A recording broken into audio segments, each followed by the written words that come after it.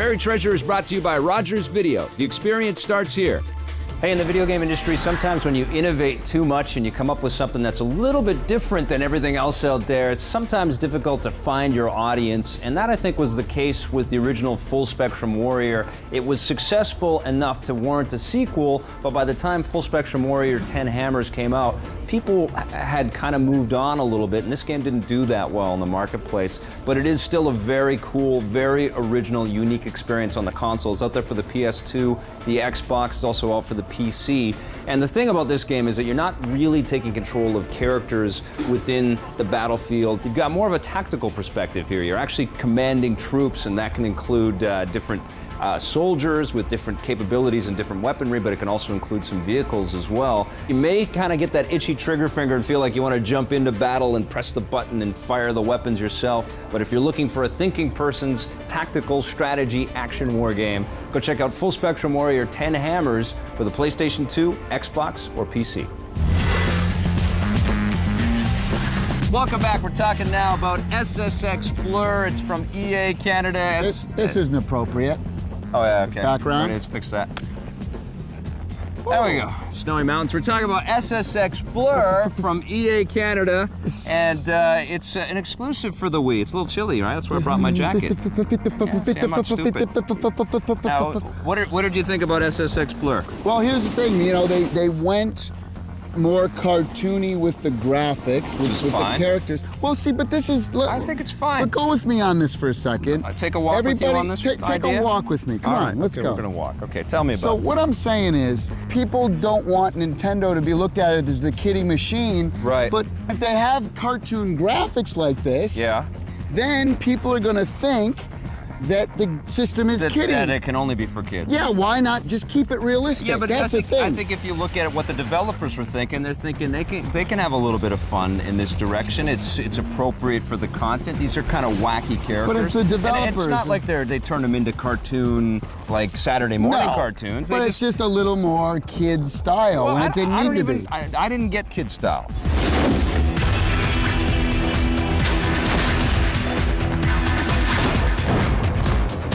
Now talk to me about the controls though, because I mean... Right, that's what the story is here for sure. The basic controls, I didn't have too much problem with, but then when you had to start to get into the tricks are hard, man. You feel like you have to actually write out letters and symbols and stuff. And I was doing it, it wasn't doing a trick. I could do like one or two, and then there were some really complicated ones, and you have to do them before you land on your face. Right. And I did a lot of landing on my face in this one, yeah, you know. Is that why your head swelled? That's not nice. Oh, I'm sorry. Take that back. I take that back. All right, see, no, but there are a lot of little intricacies that you kind of have to deal with in a very short amount of time. But that's part of the fun and part of the challenge of the Wii. But it's too challenging. The Nintendo machine is supposed to be for everyone, right? Yeah. You know, and so why not make it a really simplistic, cool game like this? Because that part I did like. You can just do that. You don't have to do the stunts. Yeah, but you can't go anywhere. Well, you get a nice big mountain to start off with. You need to get the big points. Your mom isn't going to be playing this game because it gets too complex. Well, this is Nintendo's other part of the argument, that they are making games for hardcore gamers. You get 3 different mountains, lots of different competitions. You get your big air, you get the half pipe, you get the races, you get the slalom events, and then you get a bunch of cool little micro challenges that they totally ripped off from Amped, but that's okay. There were some noticeable frame rate issues in there, you know. I need to control my player better than this. Yeah, but I had fun. I think it's a solid purchase for Wii fans out there. I'm gonna give it a 7.5 out of 10. I'm giving it a 6.5. On the positive side, you get 3 different mountains and lots of different activities to jump into. The character designs have been changed up a little bit. I like them a lot. Tommy didn't dig them that much. And because of the controls, it is a very unique way to play SSX. On the negative side, there's some frame rate issues. I didn't like the fact that the characters went even more cartoony. But what annoyed me the most was trying to do those Uber tricks with the controller. It's just way too inaccurate and inconsistent. All right, don't go away. We have another EA game, but it's for the Xbox 360 PS3. It's Def Jam Icon right after this.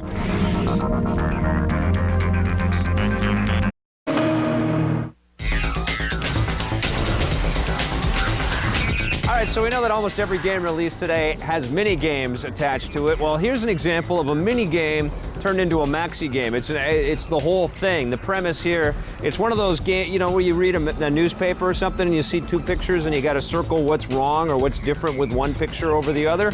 That's the whole game.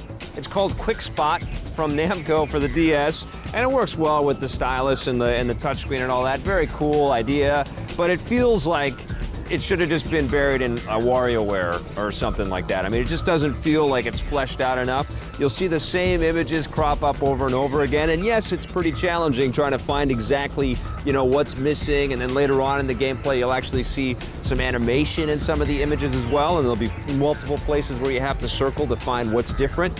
All that stuff I like, it's too thin. This could have easily been bundled in with any number of other kinds of games out there. I'm gonna give Quick Spot for the DS 5.5 out of 10.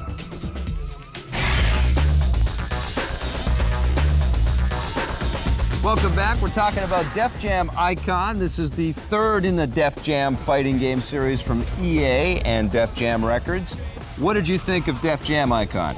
Well, they took a little bit of a different approach this time around. They went with the Fight Night team out at EA Chicago. They said they did such a great job with Fight Night Round 3. Let's make them get to work on a street fighting game with your favorite rappers. Well, that sounds like it should make sense, doesn't it? Well, no, not really. No. But they should have just been working on more Fight Nights as far as I'm concerned. Yeah. I didn't like this game.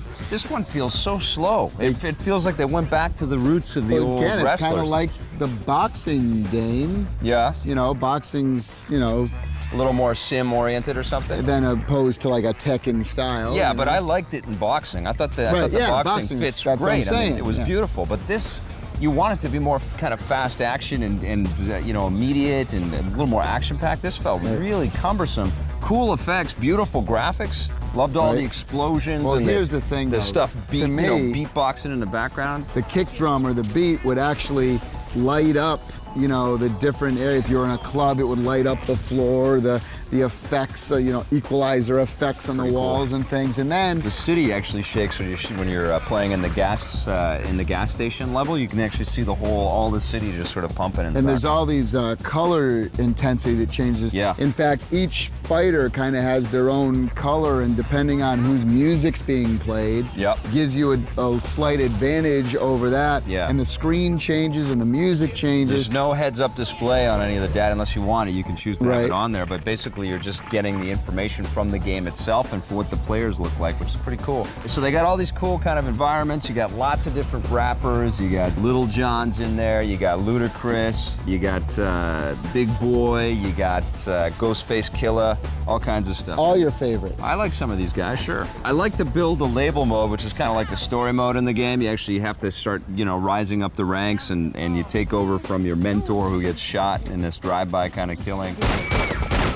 The loading times in between selecting the players, that just drove me, it's insane. Right, the create a player mode. And create a player is so cumbersome and slow. Yeah. I mean, it's cool stuff, but it just takes so long to get into it all. And then the fighting was slow. So that's my overall, you know, perception of the game, is that it's just slow and cumbersome. What are you going to give Def Jam Icon? I'm giving it a 7.5. You liked it that much, huh? I was disappointed. 5.5, man.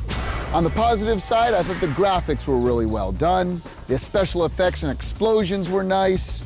They really captured the whole urban atmosphere. Very authentic there. But the coolest part for me was the way the music really interacted with the gameplay. Nice going. On the negative side, there's a lot of loading times in this game, even between choosing different outfits for your character. We like the environment, so it would have been nice to have even more of them. But I think the worst of all is that the game feels really slow. It doesn't feel anywhere near as supercharged as the last Def Jam game.